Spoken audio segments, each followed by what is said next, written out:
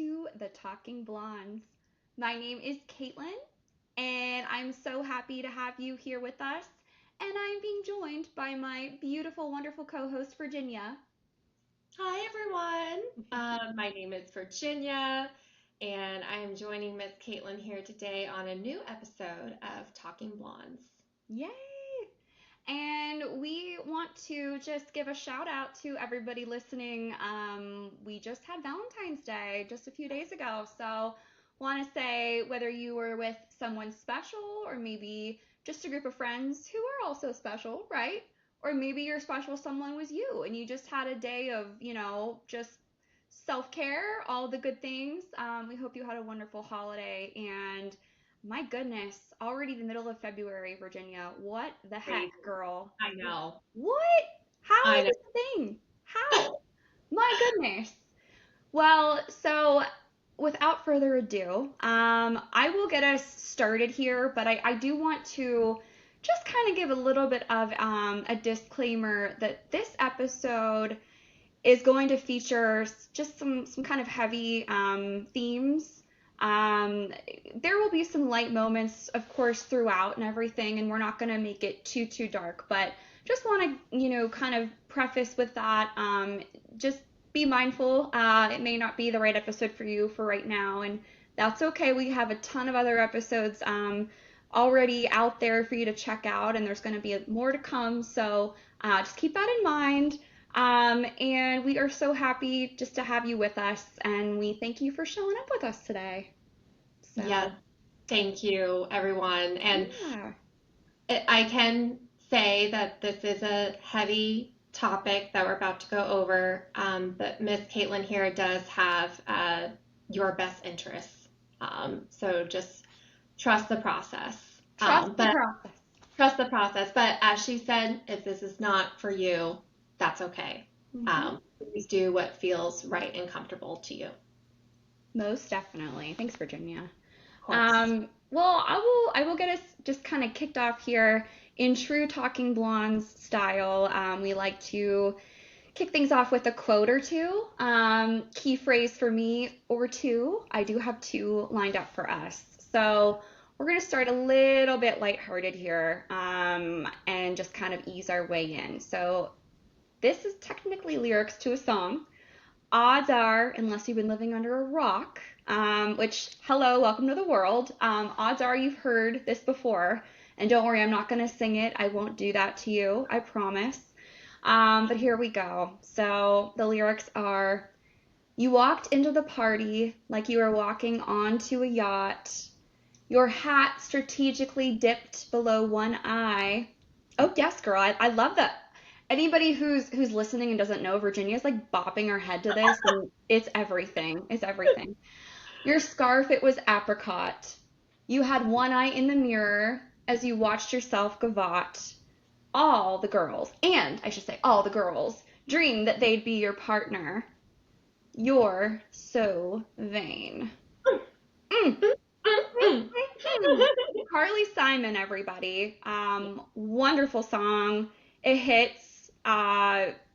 Definitely gets you in the feels for sure. Yes. And for those of us who come from the early 2000s rom-coms, we should also know that this comes from an iconic scene in How to Lose a Guy in 10 Days, where Miss Andy, played by Kate Hudson, does her stage performance to Benjamin, played by Matthew McConaughey. I love that movie so much. It's just perfection. I know we've said before, like, we want to have an episode where we talk about And we rom-coms. will. I feel like we could do a lot with that. Like, looking at, you know, just relationships shown on the big screen in pop culture Yes. and how, women and men, Mhm. not just women, but especially women, I would say, what we as very impressionable youngins saw as, true love and how it Yeah. plays out and everything. But yes, Yeah. that's actually the first time I ever heard that song was that movie. So Me too. perfect, perfect. Yeah. All right, well, we're gonna take it to a little more serious of a quote here by the wonderful Brene Brown. We've talked about her before in past episodes. she needs no introduction, really. Amazing TED Talks, books she's written. She's just fabulous. But here's her quote. Narcissism is the most shame-based of all the personality disorders. Narcissism is not about self-love at all. It's about grandiosity, driven by high performance and self-hatred. I define it as the shame-based fear of being ordinary. So that's Brene Brown. Yeah. And without further ado, the topic for today is slightly twofold. Everything centers around narcissism. Today is our main topic.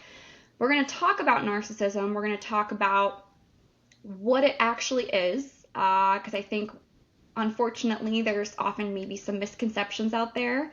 And the phrase narcissist is used quite a bit to just be a blanket statement for, oh, this person was awful, they must be a narcissist, and not really maybe having an appropriate definition in mind for that. So we're going to talk about that. Bigger picture, we're going to talk about how narcissism shows up in romantic relationships. So there's a lot to that, and that's a bit of why we talked about, there maybe being some mature themes in this. It just depends on where you're at in life right now. We just want to be mindful of that. So before we get into the big definition and all that good stuff, it's Virginia's turn to be in the hot seat. So yeah, lucky you, lucky girl. Just a couple questions for you, Virginia, to kick things off. Yes, ma'am. So obviously you can be as in-depth or high level as you're comfortable with being. The choice is yours. Just in general, have you ever dated a narcissist or someone who may be having, in your mind, narcissistic qualities? And what was that like? Yeah, definitely makes me think of a situationship I was in about 10 years ago already, which that alone is crazy. I look back at it, and maybe for argument's sake, we'll just call it for what it was. This person can't really say they were actual narcissists, since that is a disorder and it gets diagnosed, and we can get more into that later. But he did demonstrate narcissistic traits throughout our situationship. And looking back at it, I mean, I felt like every time I was around him, for somebody that I was so attracted to and liked, yet I was always on like pins and needles and just full of anxiety. And I just convinced myself at that time, this must mean I really like this person.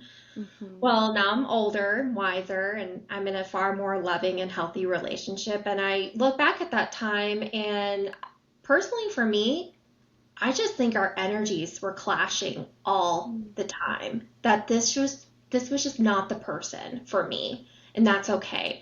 And it doesn't make him a bad person. I learned a lot from that experience.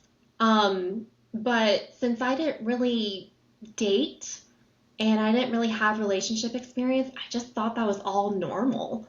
Him going weeks without responding to any of my calls or texts. I just kept making excuses like, oh, he's just really busy. And he shared with me that he's bipolar and like maybe he's just having an episode and I just need to be a bit more compassionate. He also told me he had Crohn's disease. What if he had a flare up? And like, these are real conditions this person was struggling with. But now that, I've been going through my healing journey, and I'm kind of like, yeah, but you still don't mistreat somebody. Right. So, Absolutely. I bring this up because, we could have people listening right now and maybe can even relate to some of that. And that, these conditions sometimes interfere with the life that we're trying to have. And What if he felt like he really couldn't open up and be vulnerable about that? Because what if he was ashamed? What if I was putting out some kind of energy of like, I don't want to hear that, like, or, that's just an excuse. It's like, I feel like when people really are coming together, we are choosing each other's, stuff, our underlying things. That doesn't mean it can't be a healthy relationship, but it takes two people to work at it. And neither of us were willing to work at it. So it just became like this game of like chess. One person would make a move and then the other person would like, take two steps back. It was like this stressful like dance, and I'm thinking to myself like that can't be. That just can't be. And so, and then I went on to just with my own mental health and that's why I don't want to be so quick to be like, yeah, he was a bad guy and he like totally, didn't treat me right or whatever. Like I can recall moments, really sweet, sincere moments. But at the same time, was I also in a position to take on the responsibility of this potential relationship? I certainly was not at that age. I know that for a fact. So I do think I was being protected by God. I think this would have been a total disaster between two people who were just not right for each other. Doesn't mean we didn't care for one another. It doesn't mean that maybe we could have had something, but I just, yeah, the longest year, I felt like, and the whole time, he never, ever was very clear about his intentions with me. So why would I think that we had an actual chance? So then there was me. Where was I at in my head, in my heart? Like, especially when I went on to meet my husband, he made it very clear to me that when men want to be with a woman, they make it happen. Right. And here I was like going, I spent a whole year and that was not the case. So that's really interesting. So yeah, long-winded answer, but I can't necessarily say he was a narcissist to his core, but he did demonstrate some narcissistic traits. I was just gonna say, definitely sounds like some qualities there. And what I'm hearing from you, it sounds like a very, obviously hindsight's 2020, of course, but I'm proud of the journey you've had on like from that getting to the other side of that and seeing the things that, uh, have led you to appreciate your husband more and led you to even getting to him, Just in general, when you haven't had that much dating experience, you can't really fault yourself. I mean, I guess it's a gray area in some ways, but you can't really fault yourself because you're thinking this is just how dating is and this is fine and I'm just really green in this area. And so I don't know, of course that's why I'm anxious. And here there were probably just a lot of different things that, your gut was telling you like this is not right. And what's the phrase where people say take mixed signals as a no? Like that's, but again, I understand because I was a late bloomer and there were a lot of things that I was like, oh, this is fine. Yeah, I'll buy into that. That's a lie, but I don't, but right now I don't know it is, that kind of thing. Anyways, I could go on and on, but I just thank you for sharing that. And it's big of you too to recognize that no, he's not a bad person. And he may have also had a lot of growing and maturing that he had to do too. I mean, you think about where you were in your dating life 10 years ago versus now, and there's always hopefully going to be growth. So, one more question I'll ask you before we kind of jump off here to some other things, but, you know, what was like the first sign maybe that something just didn't feel right? Or was there a sign? Like what were things where you were like, "Ooh, I don't know about this," kind of thing? Yeah, I mean, I did talk about in our vulnerability episode that I had a really hard time letting people in. So Mm. I'm sure I was also giving off mixed signals too. I mean, that's what happens with growth is you can also look back at the role you played as well and take accountability for it. And I do take ownership for the fact that like it's not like I was clear with my intentions either. And I'm sure I was giving off a lot of mixed signals because I was so afraid to be Oh. vulnerable and let somebody in like that.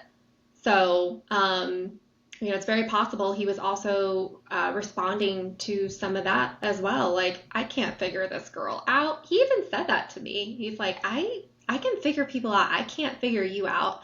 And I prided myself on that because I was like, good. Then that means nobody can get in. Haha. And then here I am at the same time. Well, why don't you love me? It like does not make any sense. And so, we can laugh about it now, but at the time it was just so confusing and painful and frustrating. And Oh. how could I possibly expect a young man in his mid 20s to have the maturity and to be able to handle that? It's like, wow, it's kind of Yeah. crazy. It's like taking on a full job to be responsible. That's a lot. Oh That's a yeah. lot. Oh yeah. So, but yeah, I guess some of the signs, because despite my maybe internal conflicts, I really felt like I showed up for people and I was very loyal friend. And so when he didn't reciprocate that, I thought, even though I made excuses for it, it still didn't feel right to kind of like be late to dates Mm-hmm. or just like really not taking like maybe my time seriously or being respectful of that. But I also didn't really have any boundaries because I really liked him and I was really attracted to him. So I just thought I'm just gonna be easygoing and flexible, even though on the inside I was like unraveling. Oh. I remember getting so upset. Like, there were times where like we would plan for these dates, but there were like I would be the one with all the details, right? And it would just be one of those, he might show up, he might not. Ooh. And I'm being like, what? And when he Wow. did, I forgot everything. Like, oh, hi. Oh, no, I wasn't sweating bullets before. It's just really hot. It's Southwest Florida. It's humid. Hi. Oh, and it would just start back up again. And I would even say, like, oh, how could he? That's so rude. I'm not talking to him ever again. And then cycle will start back up. It was wild. But yeah, those would be some of the earlier signs. And then of course how I felt, around him, like, and I suppose that's why working on myself and like, and then being in a healthy relationship. When I met my husband, I mean, by that time I still didn't have enough dating experience or relationship experience. But I felt really safe around my husband. And I felt calm, even though I still didn't know what to do with these feelings, right? Mm-hmm. They were so Sure. overwhelming. It was very similar to what I felt around the young man I was seeing in my mid 20s. But the difference I felt like is like maybe he was kind of like a boy who was finding himself too and just couldn't love me in that way. And Yeah. then I met like a man who knew how. Yeah. So, and That that's makes why, yeah. that makes a lot of sense, Virginia, for sure. So, wow. Well, thank you for sharing. I appreciate it so much, and I think, hopefully, I mean, just anyone who's listening who has dated someone like that with some red flags or you're with them and you just don't feel safe. You just don't feel right. There's there's something to that. So Yeah. I'm glad you touched upon that. And those feelings definitely come up when you are in a relationship with a narcissist, unfortunately. And we're not saying that this person was a narcissist, but we are saying that there were some tendencies and some traits. Mhm. So let's just dive in a bit more. We've talked about, how narcissism is or has been portrayed in pop culture, like the Carly Simon song. But Mhm. let's go back quite a bit in time. And let's take a look here at the first known mention of anything regarding narcissism in history. So, Oh, kind of where narcissism, the term kind of comes from. So, there is an ancient poem called Metamorphosis by Ovid. I don't want to pronounce that right. I'm not necessarily one to read up on the ancient poems, if you will. But the main character in this poem is a dashing, handsome young man who goes by the name of Narcissus. Okay? And of course, all the ladies are fawning over him and they just can't get enough. And oh, he's beautiful. And what does he do? He rejects them all. Okay? So, is that really ancient times or is that now? Because I feel ladies listening, I feel like that's also now, right? Hello. yeah. Not everybody though. Shout out to my boyfriend, but not everybody. Yes. However, so as punishment for his mistreatment and just kind of playing with women's hearts and turning them away, a goddess punishes him by making him fall in love with his reflection. So, and not only that, but his reflection in a pool of water. Mhm. So he spends the rest of his days staring into this, pool of water, longing for something that one, he can never have, and two, something that can never love him back in the way that a partner would love him. So, and Ooh. he pines away until he dies, sadly. So this is not, a little Disney fairy tale or anything. This is, but that is the first known historical reference of just the origin of Mhm. narcissism and just narcissist. So a bit closer to our time, the actual definition of narcissist is an extremely self centered person who has an exaggerated sense of self importance. They need and seek too much attention and want people to admire them. Mhm. Um, we're also going to talk about not just that definition, but we're going to also talk about narcissistic personality disorder. As Virginia, you mentioned a little bit ago, it is a disorder. It is a real thing, and you can be clinically diagnosed for Mhm. this. So, according to the American Psychiatric Association, and we'll call this NPD for short, narcissistic personality disorder, because that's a mouthful. Yeah. NPD is both complicated and nuanced. It is defined as a pervasive pattern of grandiosity, a sense of superiority in fantasy or in behavior, a need for admiration, a lack of empathy, and it often begins in early adulthood and occurs in a variety of contexts and looks different, of course, depending on the individual. So that's according to the American Psychiatric Association.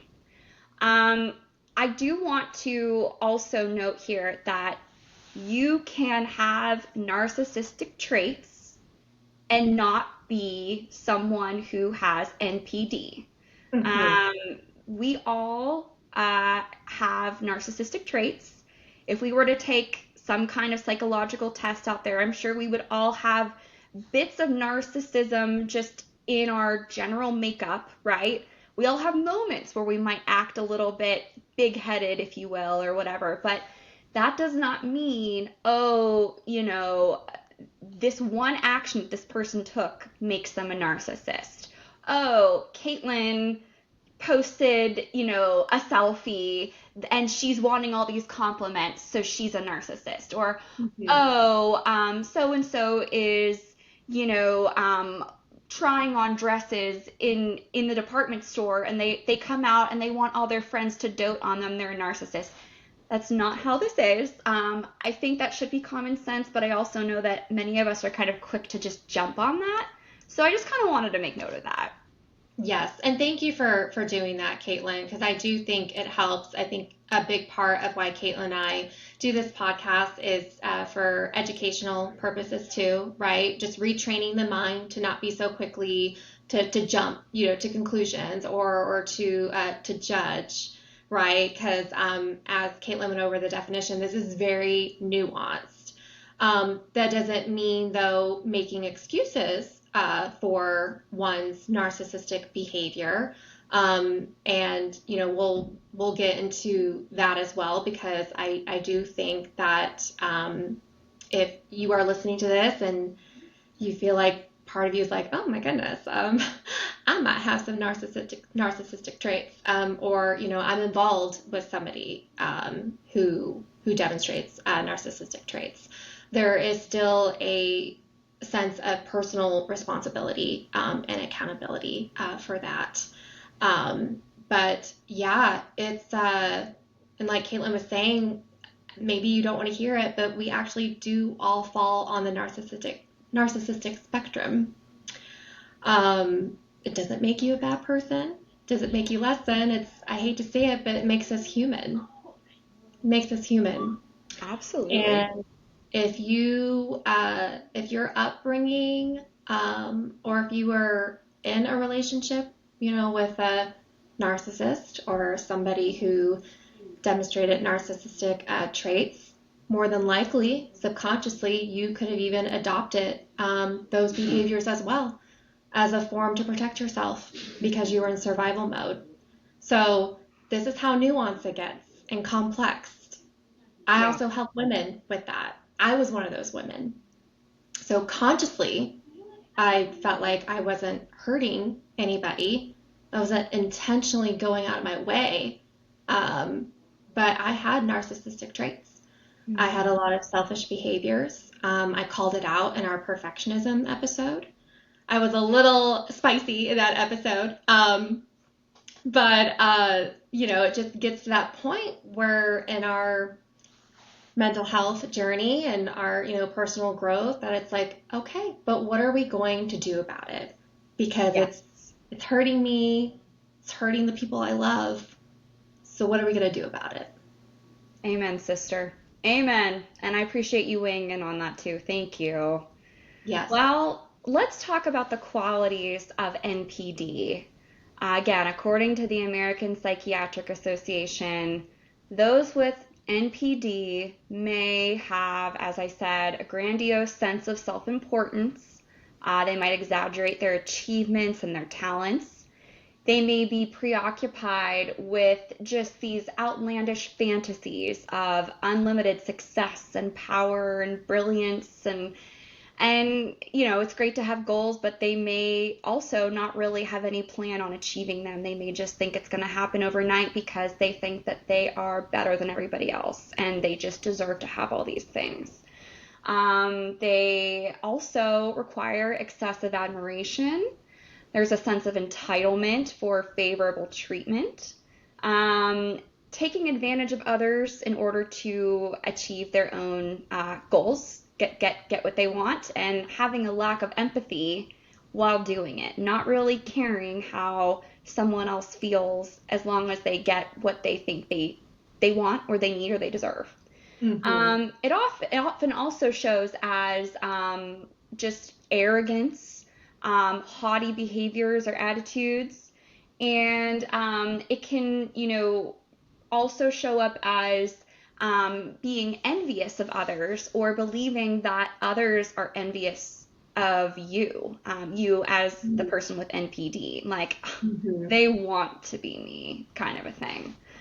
So those are just some ways it could show up. And again, maybe there's one or two things that have shown up now and then in a person's life. That doesn't mean, oh yeah, they have NPD. Diagnose. That's not what we're not telling anybody here that we're diagnosing you or your partner or anything like that. We're just kind of calling out a very broad overview of how this shows up. Yes. So, Good. yeah. So, Virginia, question for you, Miss Life Coach, just in general. So, there are four causes of narcissism. Any guess as to maybe what one of them might be?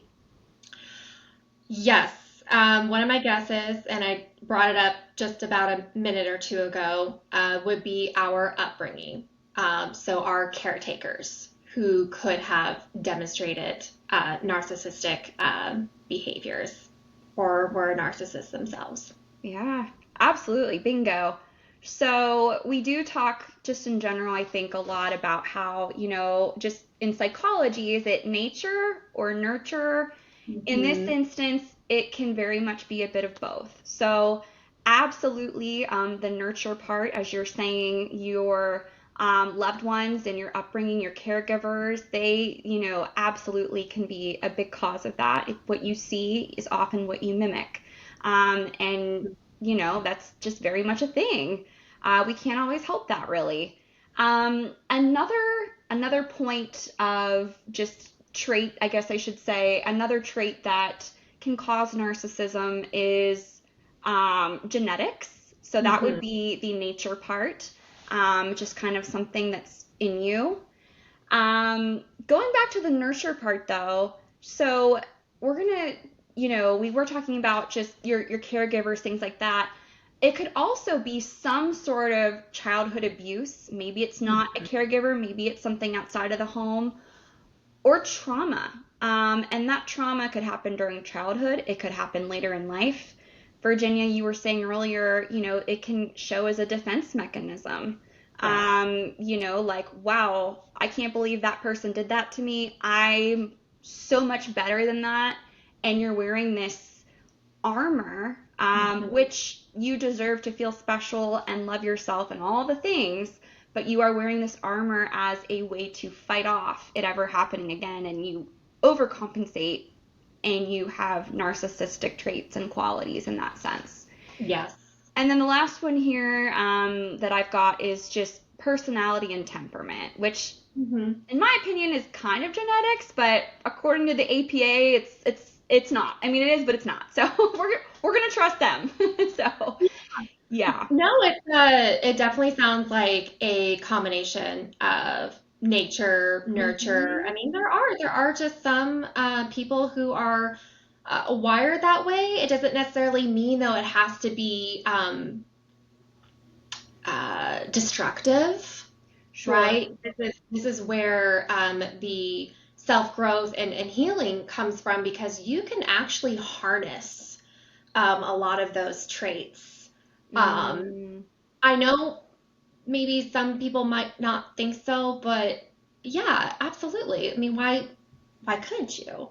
sure. And the other thing too is, let's say it wasn't so much a nature thing. Maybe you were more of a sensitive child or an empathetic child, and you had a narcissistic caretaker, or you did experience abuse or trauma, and therefore you were in survival mode. So you mimicked these behaviors, like Caitlin said, it became a defense mechanism, right? A way to cope, and you wear this armor because really it was just all to protect you so that no one could ever hurt you again. Yeah.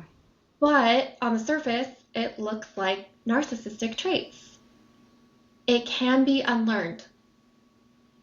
What you learn, you can unlearn.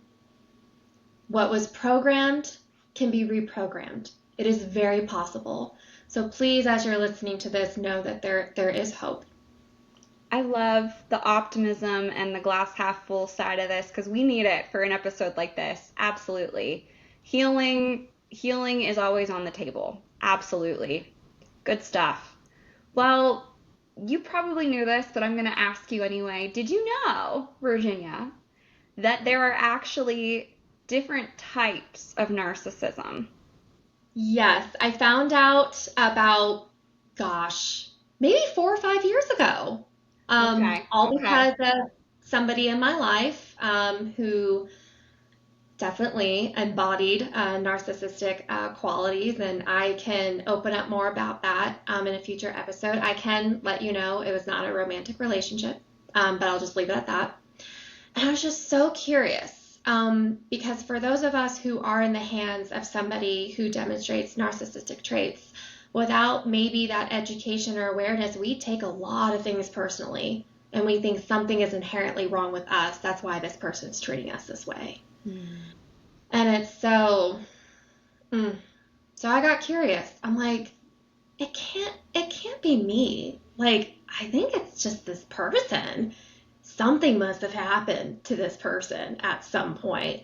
All I know is that's not right to me. That's not fair. No. And I don't deserve to be treated this way. So I started educating myself and kind of felt like, oh, I think I know exactly what I'm dealing with. And guess what came out of it? Boundaries. Okay. Very, very healthy, firm boundaries.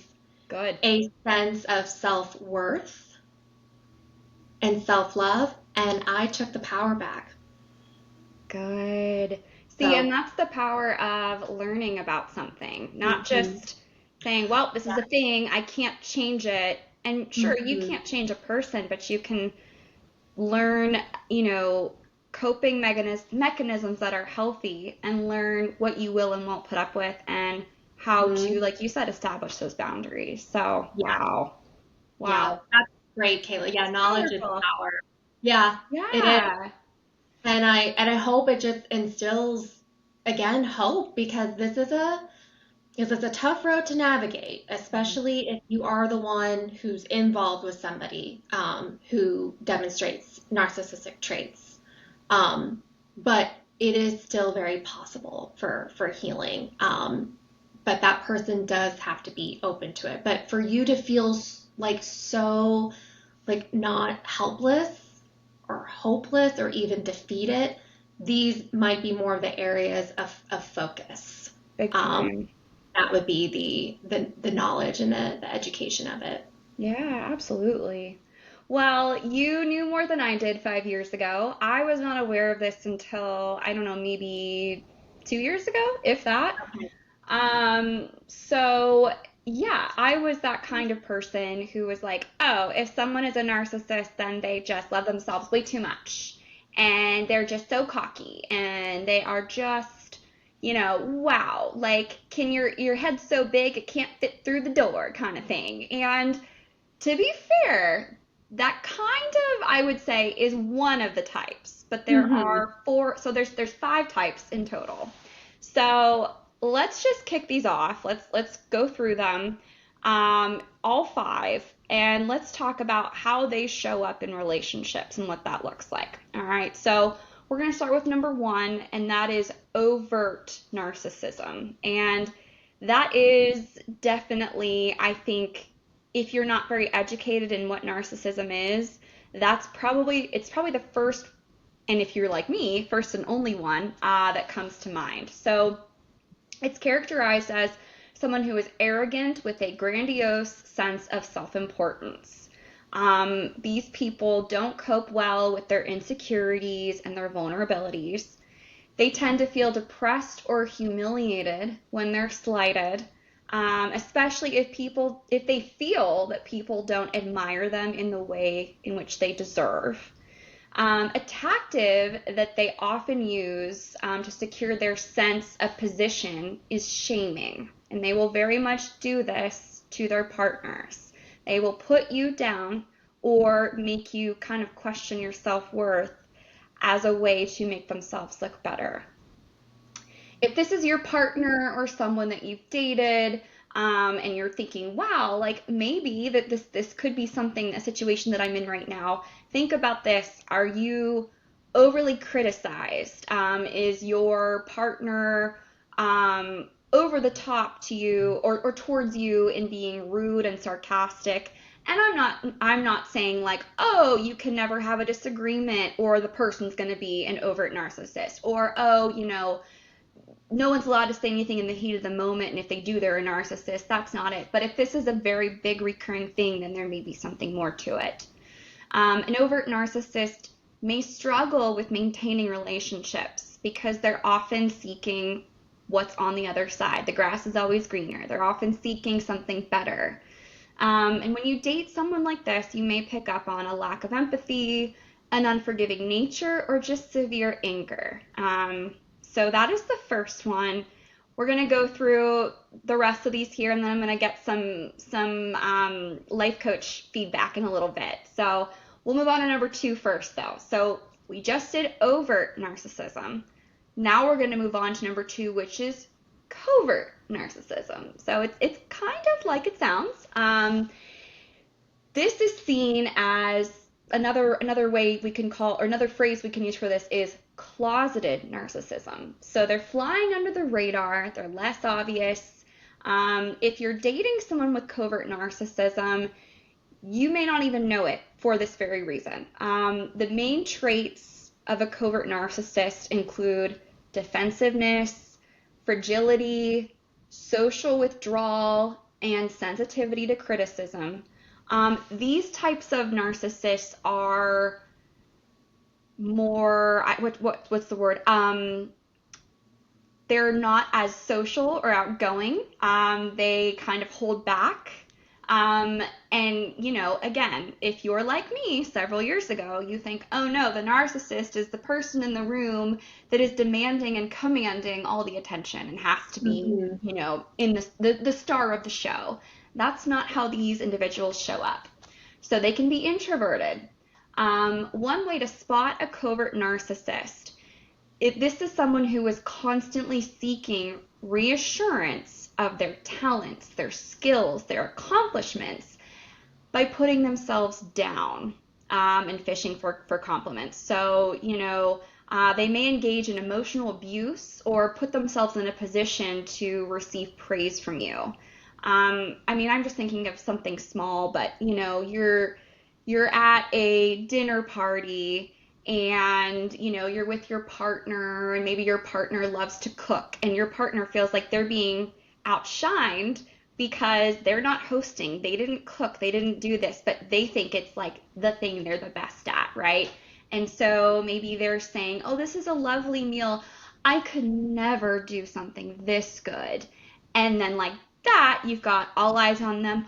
What are you talking about? You make the best, whatever type thing. Or, oh, we could just devour your cooking. Oh, and that's a small example, right? There's way bigger ones out there, but I'm just throwing out something to give you an example of, someone who's almost having a pity party and wants to bring things back to them and make themselves feel good, but they are like trying to downplay themselves. Another way that covert narcissists show up is blaming and shaming others so they can play the victim.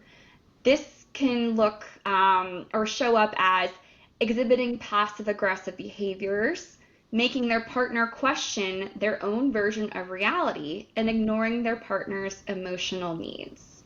So, we've heard of gaslighting, right? Where, you're being gaslit, your partner is making you wonder what's real and what's not.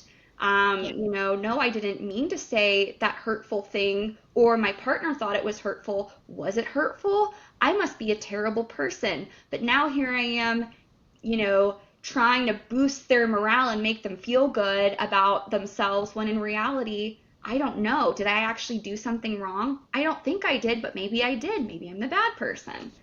Yes. Do you know how much of a, excuse my language, mind fuck that is? Big time. Big time. Oh. Yeah. Oh. Yeah. Because not only, you're going through that, but like, let's say you finally get to a place where you can, reflect, on that, because maybe there's, healing going on, and you're in a safe place, right, to really be like, oh my gosh, I can't believe that was my life with that person. Yeah. There's so much unlearning you have to do, and to retrain how to trust yourself again, and your perception of reality and intuition. Covert narcissists do a bang up job Oh, on their victims. Hate yes. to even say it like that, but it's like, oh man, But you're not wrong, Virginia. Like it's it is a mind fuck. You can bleep us out if you want to, kids, but yeah, it absolutely is. yeah. Well, number three on the list is antagonistic narcissism. So this involves belittling and exploiting others for personal gain. Antagonistic narcissists are unfriendly, hostile, manipulative, and aggressive. They want I can't talk. They want to be the best of the best in everything that they do, and they will completely disregard their partner's well-being to achieve their goal. They may give constant criticism and belittle others, excessively demand for attention, feel entitled to special treatment, and scarily enough, they may be physically violent in the process. They Mm, are the least forgiving type of narcissist. So, something to keep in mind, everyone.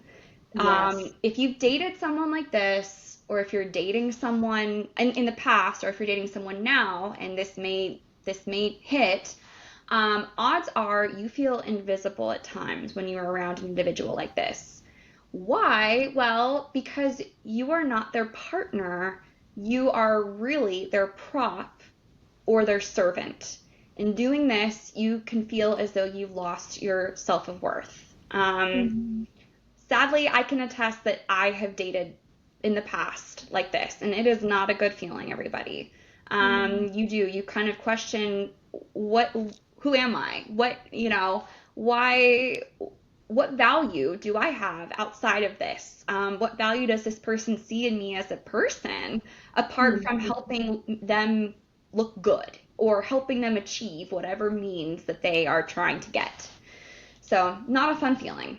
You may also experience times when your partner, if they are this individual, they make it look as though you're getting everything wrong rather than them. So they are deflecting, you're the problem. Why are you so insecure? Like, they might say that to you when you may just be wanting more attention just from them. Or, and here I am getting a little personal, but the person that comes to mind for me is someone I dated who was an excessive flirt. And, at first I was like, okay. And then it really, really wore me down. And I mentioned it, and I was the insecure one, and I was the problem. And here in reality, this person just thrived on getting attention all the time, especially from the ladies. And they needed it, and they welcomed it, they gave it back, kind of thing, and it would be right in front of me, and it would be very uncomfortable, very disrespectful, and it was not okay, but I put up with it because I thought I'm insecure, I'm the problem. This is not like me, I gotta fix me kind of thing. So it's Wow. okay. I've healed, but if you're listening and maybe you're in a situation like that, I just want you to know, you know, I'm not saying, oh, the relationship can't work. It may. Like Virginia said, healing is possible. It's just that two individuals have to come together and want to make that work, you know. Yes. And there has to be healthy, mature discussion throughout the process, and there has to be Mhm. ownership and all the things. So, Absolutely. yeah. So, number four on our list is communal narcissism. So, this one is a bit of an interesting one in my view, because I really just I don't know. I mean, I had not heard of a lot of these, but this one in particular, I was like, oh, okay. So this shows up as having an inflated self view and being attached to your perceived likability. Mm. So these partners maintain their view through seemingly altruistic acts. Okay. Deep down, they see themselves as almost having saint like qualities. They're better, they're kinder than everyone else. And I will say we could have a whole episode on love languages, and we may sometime in the near future. Um, when you meet when you're dating a communal narcissist, you may be kind of you probably won't know it when you first meet them because it will seem as though their love language is acts of service. They're going out of their way to do this for you. You know, they've got a bubble bath and dinner ready for you after you've had a bad day and you come home from work. Or, you know, they're driving across town to get something for you that you don't have time to get or whatever. These are wonderful, beautiful things, and acts of service can mean the world, and I'm not putting them down. However, when it's a communal narcissist, these acts of service are actually, there are strings attached, there are alternative motives, and in reality, they want you to see how great they are. And they also have this view of, wow, I make this person's world so much better and they would crumble without me. I am so wonderful. That's really kind of what it boils down to. And odds are, I think most of these people falling under these categories, I don't think they even realize, you know, how it comes off or the error in their ways. I'm not even sure, Virginia, if consciously they, you know, hear their own thoughts and, you know, see a problem with it. So it's not that we can't fault them. There's fault there, but I do think there needs to be some grace in that, you know, your thoughts become your reality and you are narrating your own story throughout whatever one of these types of narcissism a person might fall under. Yes. So yeah, and I don't know, that one kind of was wild to me because, Yeah. you know, obviously we love acts of service, we love people who go the extra mile, and, you know, it's beautiful when it really is altruistic and when there aren't strings attached and when someone just genuinely cares and that's how they show up for their partner. But maybe if this is you, maybe you're listening because I feel like a lot of ladies, I feel like a lot of us kind of do this. I know in the past I've had my moments, right? I'm not a communal narcissist, but I'm sure I've had my moments where, you know, I do something that is like out of my way, but I'm like, yes, but they're gonna see how great I am, kind of thing. Like, oh, boo-hoo, Caitlin, you know. But just pay attention to this, and I'm also calling myself out on that too. Like, these are things to be mindful of. Is like, how do we show up for our partners and our Yes, friends and loved ones? absolutely. It kind of reminds me a little bit of our people pleasing episode. Yes, girl. Bingo. Yeah, yes, girl, yes. See, Yes, girl. there's a little bit of happiness in this episode, right? We're trying to make it a little bit light. Yeah, Yeah. no, 100%. 100%. Because we Yeah. talk exactly about this, that if Mhm. you go into doing something for somebody and you're Mhm. hoping to get something out of it or to prove something or seek external validation, Yeah. um, the martyr, playing the martyr card, you know? Mhm. So Mhm. yeah, it's really interesting because it could be, you know, under the umbrella of this narcissistic type. Does it mean that you are a narcissist? Right. Um, but Caitlin, to your point, you know, when we touched on that in our people pleasing episode, and we were speaking more from like a woman's perspective, but come Mhm. to find out too, men struggle with that as well. But yeah, it was really interesting to kind of explore all the nuances of people pleasing. Oh yeah. One of my favorite Hmm. episodes, by the Me. way. It was just, I mean, I love just chatting with you in general, but I feel like that was that one hit. That hit for That one sure. hit. Yeah. Hashtag recovering people pleaser over Yeah. here. Yes. Well, all right. On a more serious note, though, we've Mhm. got the fifth and final type of narcissism, and that is malignant narcissism. So, if Yeah. you are hearing sirens, if you are seeing red flags just by the phrase, if something's going off right now, not for a bad reason, all right? There's a lot to this.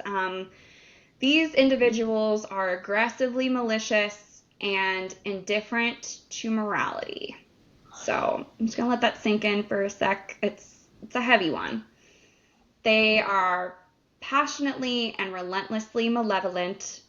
Someone with this type of narcissism would meet the clinical definition for NPD, and they would need some they would need help, and Yeah. that's okay. That's okay. Mm-hmm. It's good for them to get help. What's not good is for all of these underlying circumstances and behavioral patterns and traits to be ignored or brushed under the rug. Getting help is the Mm-hmm. absolute best thing that they can do. Traits include impulsivity, aggression, Machiavellianism. That's a scary one. That was a That is scary one. scary. Persistent criminal behavior, antisocial behavior, paranoia, absence of conscience, psychological need for power, sadism. These are scary things, and these Very things scary. we do not say this lightly. Um, Typically, if someone has this, it should be noted that they also have other disorders. So it's not just this. There's odds are there will be multiple underlying things, and it may Yeah. make daily functioning difficult. Um, Good news. All right, we're here for some silver lining here.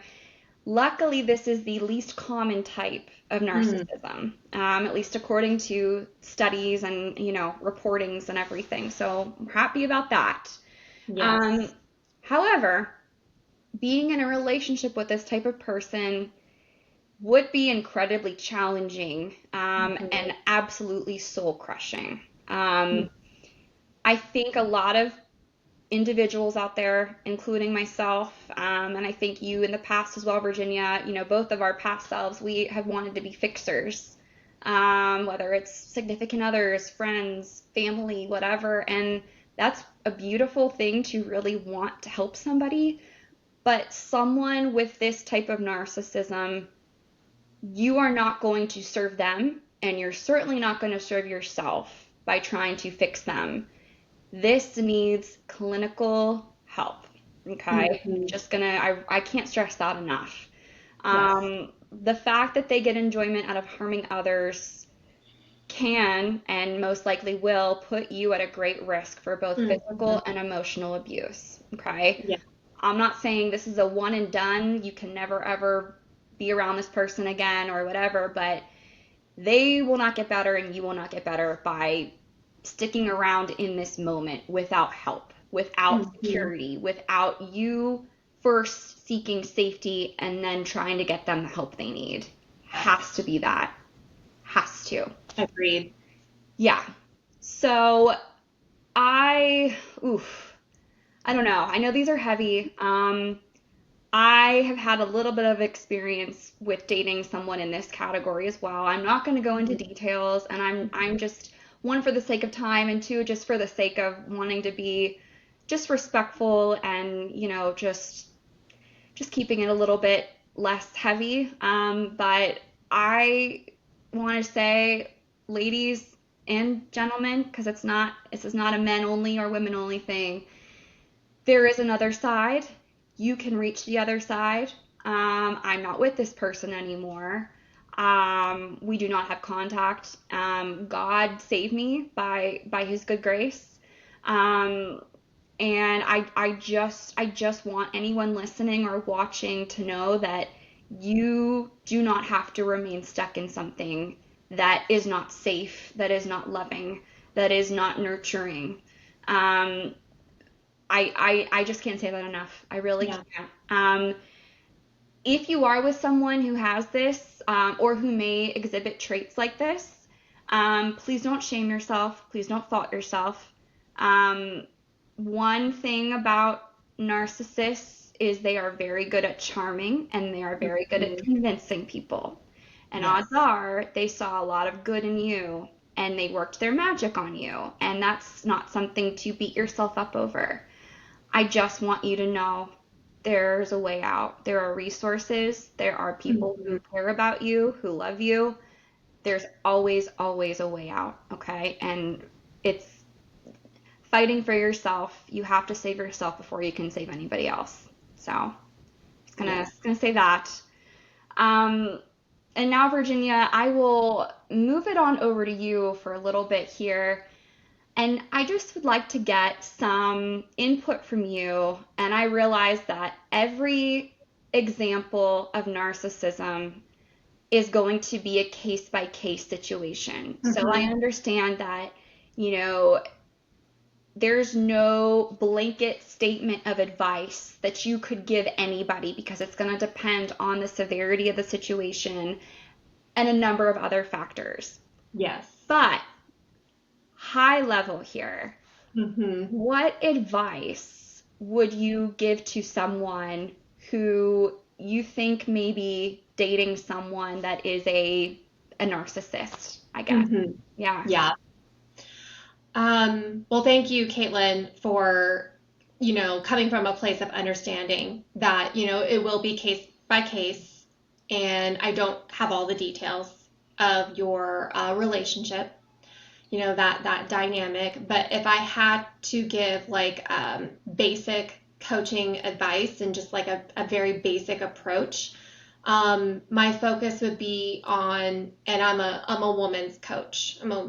So I work with women directly. So for a woman who feels like she's in a relationship with one of these narcissistic types, my focus will always be on your safety and your well-being, like Caitlin pointed out. And it was so appreciated, Caitlin, that, the number one thing would be safety. So is there abuse going on, harm, things like that, which would be very critical, and that would mean getting you to the proper help, and that would be well out of my scope. So with that being said, if that's not what's really going on, however, you do still feel like you're involved with somebody, and maybe these things can be worked on, right? My approach is still your well-being and your needs, because you're going to need the strength to be able to navigate this. Which actually is what Caitlin and I did when we started working together when she was in this relationship with that narcissistic type. Yeah. So I understand while you're in it, you may not be fully aware of what's going on, why is he doing this, why does he behave this way.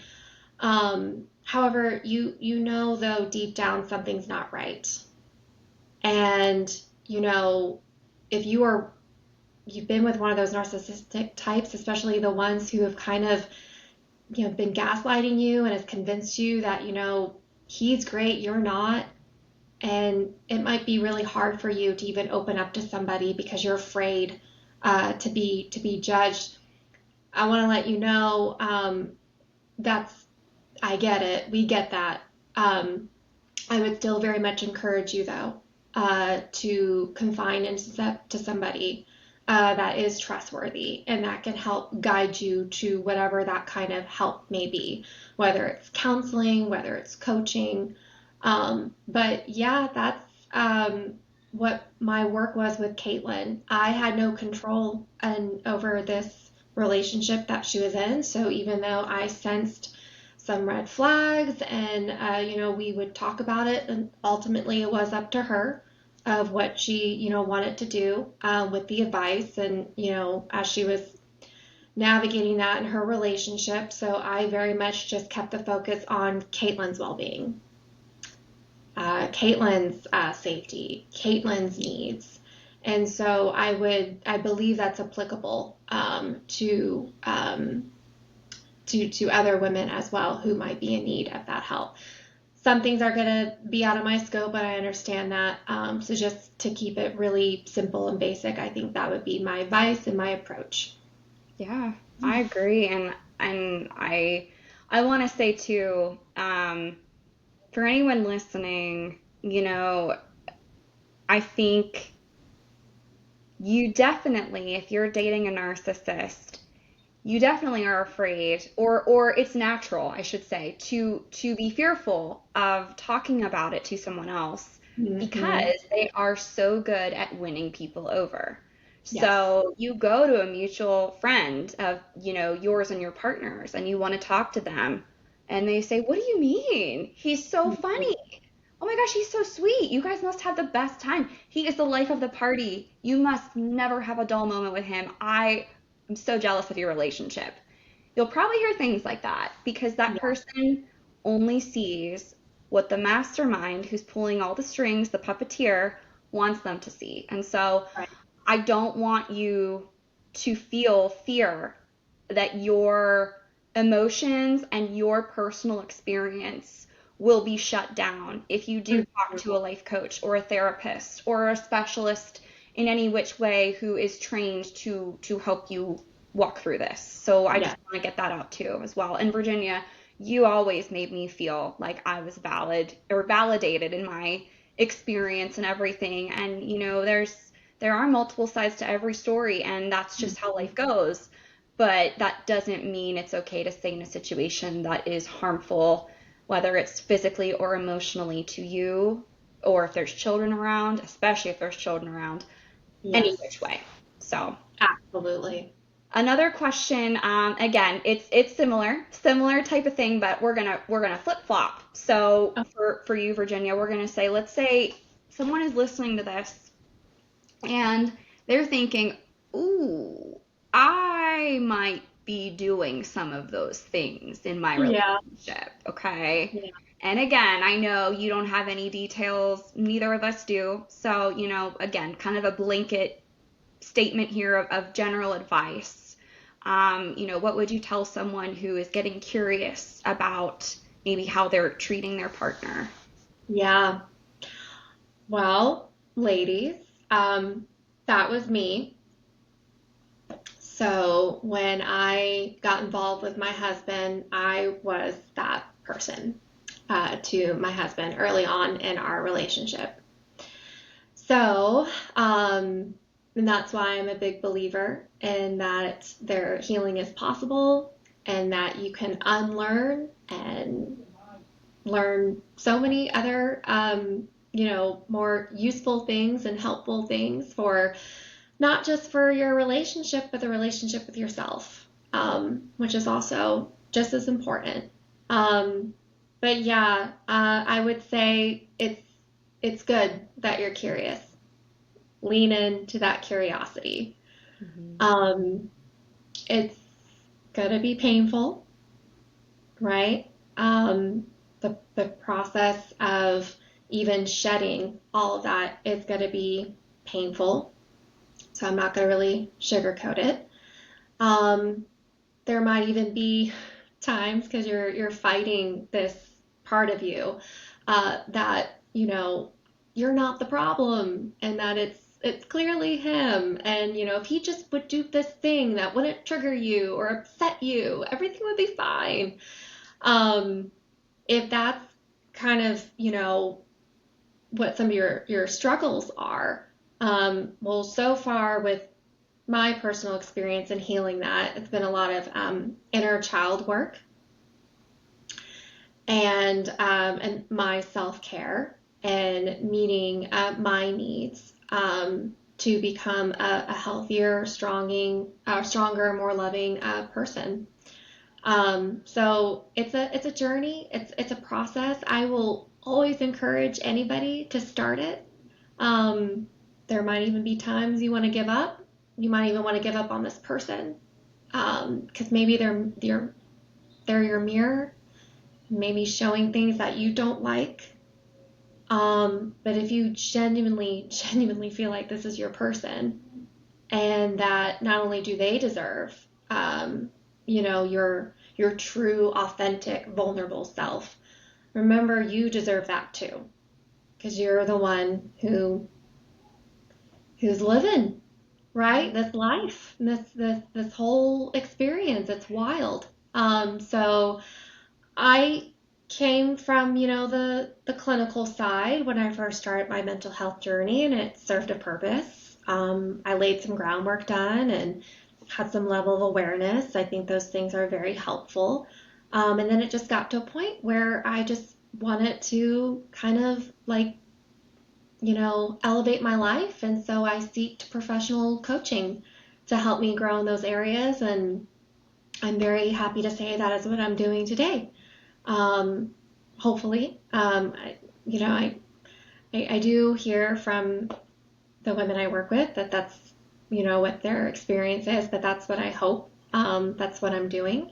Because I also believe that, despite whatever happened to you, and I probably would understand as to why you even behave that way, it does not have to be a permanent state to stay stuck in.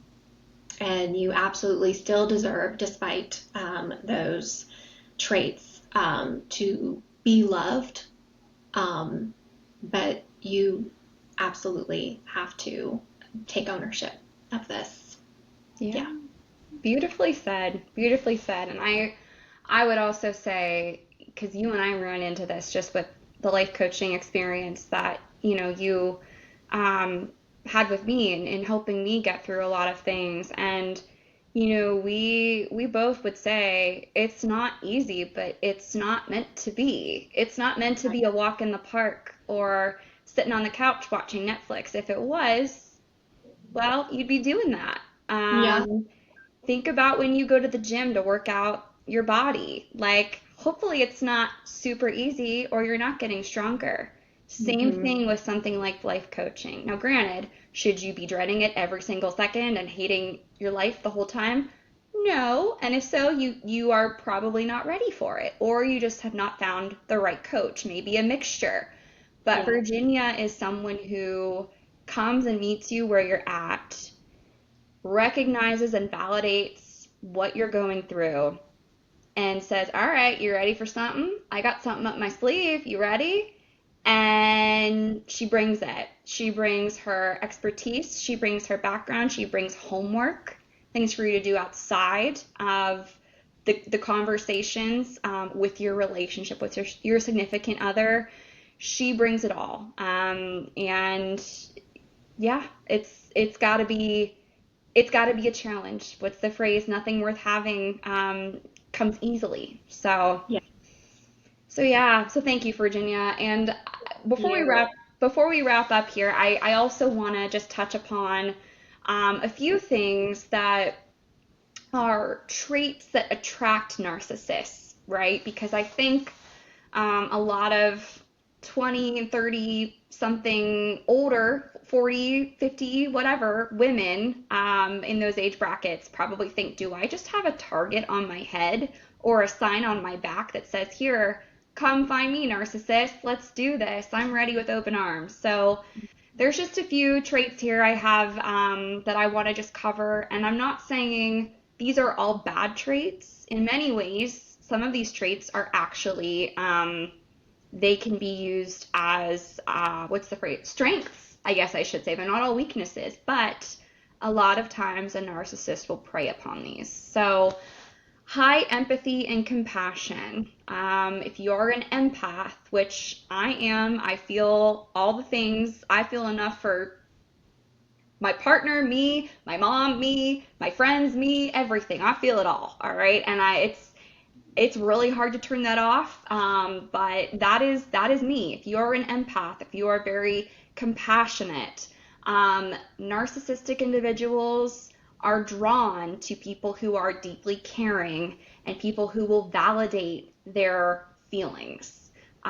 This makes them feel that their partner is ideal for exploitation. They can use you to get what they want, and you will affirm, yeah, no, you are so sweet. Oh my gosh, you were so great what you did up there. That had to take such bravery. Like all of these things, they are gonna just pounce.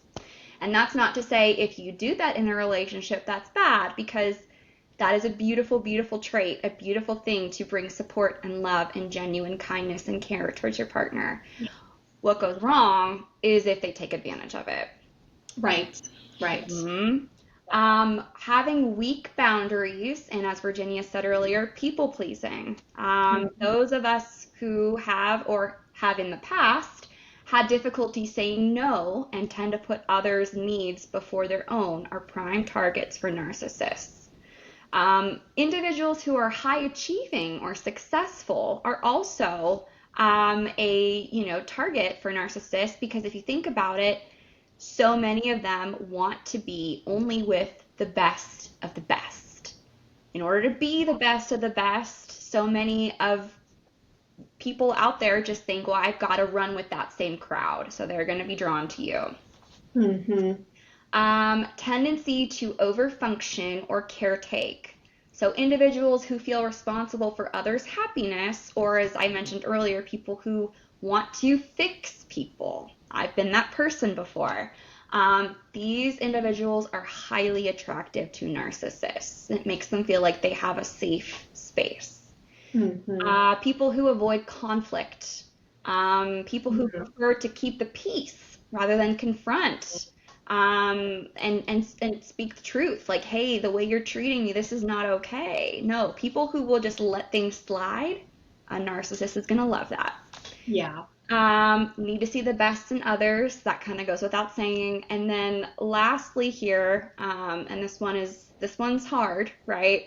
Low self-esteem or insecurity. So individuals with a damaged self-worth may be drawn to someone who is super charismatic, someone who drops love bombs all day, every day. And they Mm-hmm. might mistakenly believe that a narcissist's attention gives them self-worth. Think about it. Someone who just doesn't love themselves much, doesn't see much value in their existence. All of a Yeah. sudden, this larger than life individual seems to come into their lives, and it's like, you think that about me? Oh my goodness. Mm-hmm. They gas you up, Yeah. and it almost becomes like a drug. You want more, you need more, and all of a sudden, depending on the type of narcissist they are, things go haywire and you don't Mm-hmm. understand why, but because you have such low self-esteem, you don't want to leave because you Yeah. tell yourself, but they did all these things in the beginning. But I know they can be this person. This isn't the real them. I know that they're better than this. I'm going to fix them. I'm going to do all these things. And I'm telling you right now, it doesn't work that way. It just Mm-hmm. doesn't.